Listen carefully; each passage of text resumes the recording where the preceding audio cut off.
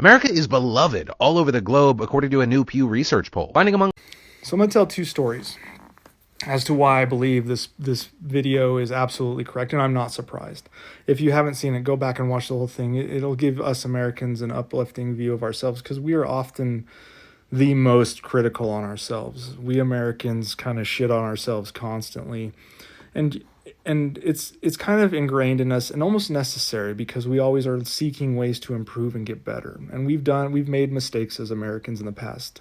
Absolutely. We've fought wars we shouldn't have fought, but we absolutely have fought wars that we should have fought, and we've done great things. And the one reason I can say that that this poll shows that people genuinely love Americans is because we show up. Because when the chips are down and things are going to shit across the globe, you can count on the Americans to show up and at least help, if not fight the fight with you. Most fights across this world, this fight with Russia, Ukraine, World War II, World War I, those were fights that the U.S. necessarily didn't have to go fight, but we did. We showed up, and we stood with our partners. We have two oceans that separate us and Canada. We can kind of, between Canada, Mexico, and the U.S., we kind of are self-sufficient.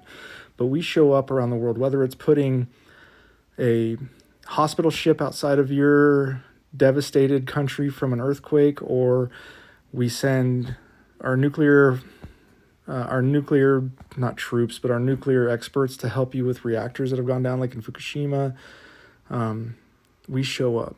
And I'll give you one story and then a personal story. So the first story is a great example of America just showing up when it absolutely doesn't have to show up. It's just doing it for the good of humanity. Is back in the early 2000s, I think it was 2003, a massive earthquake struck Iran. And this story was told to me by a trainer from the U.S. Agency for International Development. You can see the story there. You can go look in the news now. It's actually out there. But this story was told to me, and the reason I was getting this class is because the company I commanded, we were being activated to go to, or not activated, but we were being deployed to Liberia to assist non-governmental organizations with the Ebola crisis that was taking place there. Thankfully, we didn't have to go because Ebola petered out quickly, but we were still on the path training and getting ready to go do that to support. And this trainer told me this story about Iran, and it's verified. You can go look online now, and it's all the information's been released. But devastating earthquake, massive devastating earthquake in Iran. Tens of thousands, if not hundreds of thousands of people were killed. It's a country that just really isn't equipped to deal with massive devastation on that level. So the United States, through back channels, not open to the public, not beating its own chest saying, hey, let's go help Iran. No, we went through back channels and quietly asked the Iranian government, do you need help from the United States? The Iranian government said no, declined. A couple days go by. It looks like it's becoming a massive humanitarian crisis on a scale that is biblical, for lack of a better term. Well, U.S. comes back and says quietly, there's no strings attached. We just want to help you. There's a humanitarian crisis. We have the capability, we have the money, we have the food, we have the experts that we can deploy and help you in this situation. We're not trying to do anything like get you to shut down any kind of programs. Not that nuclear programs were an issue. They were, but not as big as they are now. But that whole situation, it was just truly to help.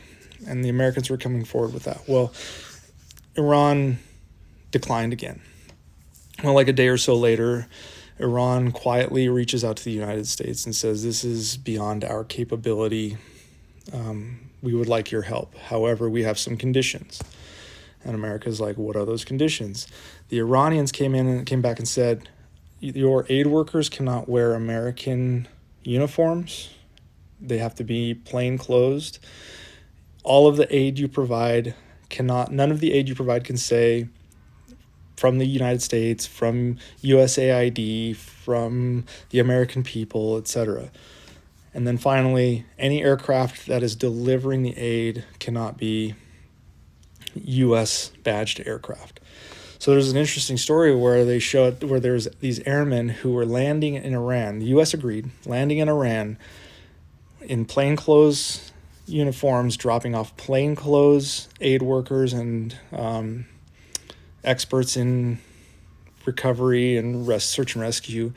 And their aircraft were just gray aircraft because they had taped over all of the badging and markings so that you could not see that it was a U.S. aircraft. And the U.S. still provided that aid.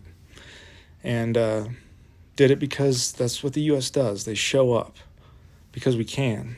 I mean, the U.S. is still the most charitable country per capita of any country in the world. So, second story is a personal story. I was in Poland, and I know I pronounced the Polish city names wrong. I'm sorry, but I was in Wrocław. And I think it's Wrocław or something. I pronounce it wrong. But I was in Wrocław, Poland, and we were there. I was a NATO exercise planner for logistics for the Exercise Saber Strike. And the planning conference, one of the planning conferences was in Poland. So we were there, and we had this, we would walk to and from the conference from our hotel because it was only like a couple blocks, and stop and get something to drink or something, and on the way, not drink like alcohol, but just like a energy drink or something on our way to the conference. And as we're walking on like the third day, an elderly woman stopped me and one of my counterparts on the street, and she was like weeping, and we were like, what's wrong? She didn't speak a lick of English, but her daughter, who translated for her, did. And this woman said the daughter said she had never seen a U.S. soldier in person before and just wanted to touch our blouse, our shirt. And we were like, okay. And she started speaking kind of in like rapid fire Polish, and the daughter was translating to us that her grandfather was saved by Americans in a concentration camp. Didn't say what concentration camp was. I don't know if it was Auschwitz or whatever, Auschwitz or what, but she said that her grandfather used to tell her stories of the Americans that freed them and how they looked like towering statues walking through the camp, feeding them, giving them medical care, putting blankets on them, picking up the ones that couldn't walk and carrying them, like wiping the dirt off of them. And that stuck with her. Well, it stuck with her even more because she was a product of the Soviet oppression in Poland and the puppet government that Soviet established in Poland, and how terrible it was. And she used to talk about how when she saw Reagan's speech on Mr. Gorbachev tear down this wall for the Berlin, but one that really hit hard was when they spread the speech during the Gorbachev administration, when Reagan went to Moscow State University and talked about the future he sees and how bright America was. And she loved it. And so she wanted to just see American soldiers. And she talked about how when she was a kid, she called American soldiers freedom men, and how they used to just tower over everything and be these giant like statues that were so strong and powerful. And it's kind of funny because I'm 6'3". So by American standards, I'm pretty tall. By Polish standards, I'm definitely tall. And so she was like, just wanted to meet us, and it was the coolest thing. And it just reminded me that we Americans are very critical on ourselves, and we do ourselves a disservice. And again, it's necessary so that we can make ourselves better, but sometimes we don't recognize the good we do. And it's awesome to go to these countries. I've been to 39 countries, including Korea, Eastern Europe, Kuwait. When I was in Kuwait, it just outpourings of gratitude, and we got that everywhere, and you just don't see that. And that's because these countries, they view Americans as generally good, because with all of our power and all of our money, we don't try to oppress the whole world like other regimes have in the past.